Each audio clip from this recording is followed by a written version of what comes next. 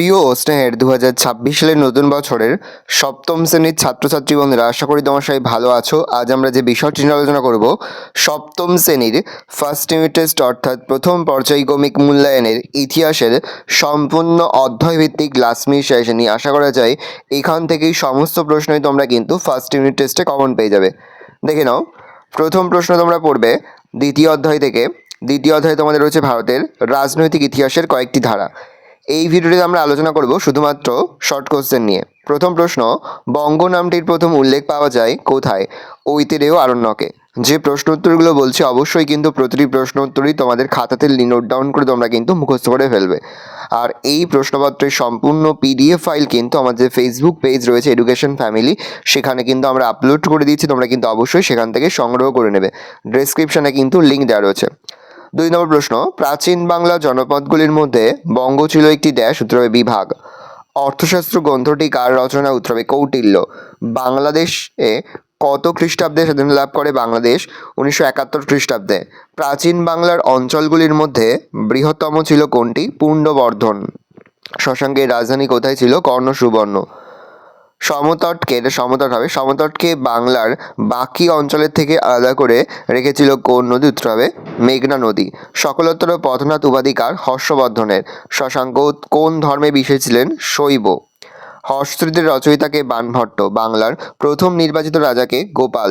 শশাঙ্কের কোন ধাতুর মুদ্রা প্রচলন ছিল শশাঙ্কের আমলে? সোনার মুদ্রা।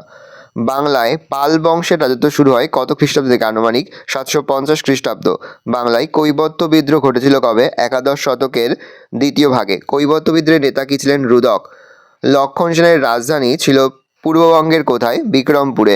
সেন বংশের শেষ রাজা কে ছিলেন? লক্ষণ সেন। হজরত মোহাম্মদ প্রবর্তিত ধর্মের নাম কি? ইসলাম ধর্ম। খলিফার অর্থ কি? প্রতিনিধি।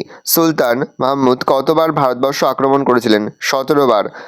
বাংলায় কোন রাজার আমলে তুর্কি আক্রমণ ঘটে? লক্ষণ সেনের আমলে। সুলতান মাহমুদের ভারত আক্রমণের প্রথম উদ্দেশ্য কী ছিল? ভারতের ধনসম্পদ লুণ্ঠন। সন্ধ্যাকর নন্দীর কোন কাব্যে কৈবর্ত বিদ্রোহের বিবরণ পাওয়া যায়? রামচরিত। হজরত মোহাম্মদ তার অনুগামীদের নিয়ে মদিনা শহরে চলে আসে কত খ্রিস্টাব্দে? 622 খ্রিস্টাব্দে। সুবা শব্দের অর্থ কি? প্রদেশ বা রাজ্য। কোন অঞ্চলটি বরেন্দ্র নামে পরিচিত? ভাগীরথী ও কার্তোয়া নদীর মধ্যবর্তী এলাকায় বরেন্দ্র নামে পরিচিত। বাংলার প্রথম স্বাধীন রাজা কে ছিলেন? শশাঙ্ক ছিলেন বাংলার প্রথম স্বাধীন রাজা।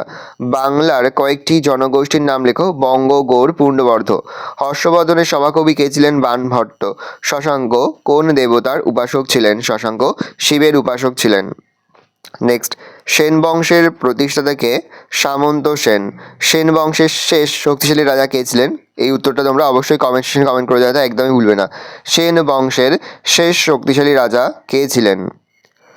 উত্তর হবে লক্ষণ সেন। আরবের কোন দিকে আরব সাগর অবস্থিত? দক্ষিণ দিকে। প্রথম খলিফার নাম কি? আবু বকর। সুলতান মাহমুদ কোথাকার শাসক ছিলেন? উত্তর হবে গজনির শাসক ছিলেন। ইসলাম ধর্মের অনুগামীরা কি নামে পরিচিত? মুসলমান নামে পরিচিত। বাখতিয়ার খলজি কত খ্রিস্টাব্দে মারা যান? 1206 খ্রিস্টাব্দে। কত খ্রিস্টাব্দে কোথায় লক্ষণ সেন মারা যায়? 1206 খ্রিস্টাব্দে পূর্ববঙ্গে লক্ষণ সেন মারা যান। নেক্সট, কবে দিল্লিতে সুলতানি শাসন প্রতিষ্ঠা করেন? উত্তর হবে 1206 খ্রিস্টাব্দে কুতুবুদ্দিন আইবক দিল্লিতে সুলতানি শাসন প্রতিষ্ঠা করে। খালিফার অধিকারের অঞ্চলকে কি বলা হতো? খিলাফত। এবার আমরা দেখে নেব তৃতীয় অধ্যায়ে তোমাদের রয়েছে ভারতের সমাজ, অর্থনীতি ও সংস্কৃতির কয়েকটি ধারা। এই অধ্যায় থেকে যে প্রশ্নগুলো পড়বে, সপ্তম দ্বাদশ শতকে ভারতের গুরুত্বপূর্ণ প্রাণকেন্দ্র ছিল কোনটি? উত্তর হবে কনৌজ। পরের প্রশ্ন 2 নম্বর, উচ্চ রাজকর্মচারীদের নগদ বেতন হয়, বেতন না দিয়ে অনেক সময় তার পরিবর্তে পারিশ্রমিক হিসেবে দেয়া হতো কি? উত্তর লিখবে জমি। চোল রাজ্যের বিখ্যাত ছিল কোন শিল্প? ব্রোঞ্জ শিল্প। শাসনের রাজ্যকে ভাগ করা হয়েছিল কয়েকটি মণ্ডলমে। দক্ষিণ ভারতে ব্রাহ্মণদের ভূমিদান ব্যবস্থাকে কি বলা হতো? ব্রহ্মদেয়। পাল ও সেন যুগের জমিতে মূলত অধিকার ছিল রাজার। পাল ও সেন যুগের বাংলার প্রধান ফসল কি? ধান। ডাল খাওয়ার শিক্ষা বাঙালিরা পেয়েছিল সম্ভবত কাদের কাছ থেকে? উত্তর ভারতীয়দের কাছ থেকে। চিকিৎসা সংগ্রহ গ্রন্থের রচয়িতাকে? চক্রপাণি দত্ত। বাংলা ভাষায় উদ্ভব এর সময়কাল কত? পাল যুগ। পাল সেন যুগের সাহিত্য, ব্যাকরণ, ধর্ম, দর্শন, চিকিৎসা শাস্ত্র লেখা হতো কোন ভাষায়? সংস্কৃত ভাষায়। রামচরিত কাব্যের রচয়িতাকে সন্ধ্যাকর নন্দী। রামচরিত কাব্য যে পাল রাজার কথা বলা হয়েছে তিনি হলেন কে? উত্তর হবে রামপাল। বৌদ্ধ দার্শনিকদের জ্ঞানচর্চার কেন্দ্র কোথায় ছিল? বৌদ্ধবিহারগুলি। নালন্দা বৌদ্ধবিহার কোথায় অবস্থিত? বিহার রাজ্যে। বিক্রমশীল মহাবিহার প্রতিষ্ঠা করেন কে? ধর্মপাল। পাল যুগের শিল্পরীতিকে কি বলা হতো? প্রাচ্য শিল্পরীতি। সেন যুগে সমাজপতি হিসেবে সুবিধা ভোগ করত কারা? ব্রাহ্মণরা। লক্ষণ সেনের সভাকবি কে ছিলেন? জয়দেব। গীতগোবিন্দম কাব্যের রচয়িতাকে? জয়দেব। বন্ধুত্ব কাব্যের রচয়িতাকে? ধৈ। ব্রাহ্মণ সর্বস্ব নামে বইটি লিখেছেন হলায়ুদ। পরের প্রশ্ন, লক্ষণ সেনের আমলে একজন অভিধান প্রণেতার নাম লেখো। শরণানন্দ। তিব্বতের বুদ্ধ অবতার হিসেবে পূজিত হন কে? অতীশ দীপঙ্কর। বড়োদুরের বৌদ্ধ মন্দিরটি অবস্থিত কোথায়? উত্তর হবে ইন্দোনেশিয়ায়। তৈয়র বিষ্ণু মন্দিরের গায়ে খোদিত আছে কোন গল্পগাথা? রামায়ণ ও মহাভারতের গল্পগাথা। সমস্ত সমাজে কাঠামো ছিল ড্যাশের মতো ত্রিভুজ। আলু খেতে শিখেছিল কাদের কাছ থেকে?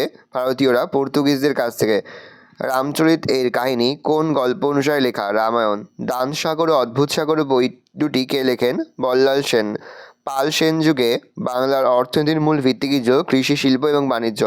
নালন্দা বৌদ্ধবিহারটি বর্তমান ভারতে কোন রাজ্যে অবস্থিত? বর্তমান ভারতে বিহার রাজ্যে অবস্থিত। বিক্রমশীল মহাবিহার কত বছর টিকেছিল? 500 বছর। অতীশ দীপঙ্করের সমাধিস্থল কোথায় ছিল? তিব্বতের রাজধানী লাসার কাছে অতীশ দীপঙ্করের সমাধিস্থল অবস্থিত।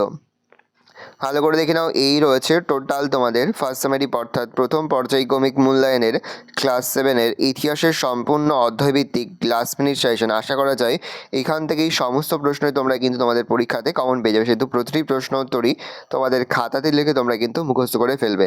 আর এই প্রশ্নপত্রের পিডিএফ ফাইল কিন্তু আমাদের ফেসবুক পেজ রয়েছে সেখানে আপলোড করে দিচ্ছি, ডেসক্রিপশনে লিঙ্ক রয়েছে, সেখানে তোমরা ক্লিক করে তোমরা কিন্তু সেখান থেকে ডাউনলোড করে নিতে পারবে। কোনো প্রশ্নের উত্তর লিখতে বা বুঝতে কোনো রকম অসুবিধা হয় তাহলে কিন্তু নির্দ্বিধায় কমেন্ট করে জানাতে একদমই ভুলবে না। সম্পূর্ণ বিনামূল্যে কিন্তু তোমরা পিডিএফ ফাইলটা ডাউনলোড করে নিতে পারবে।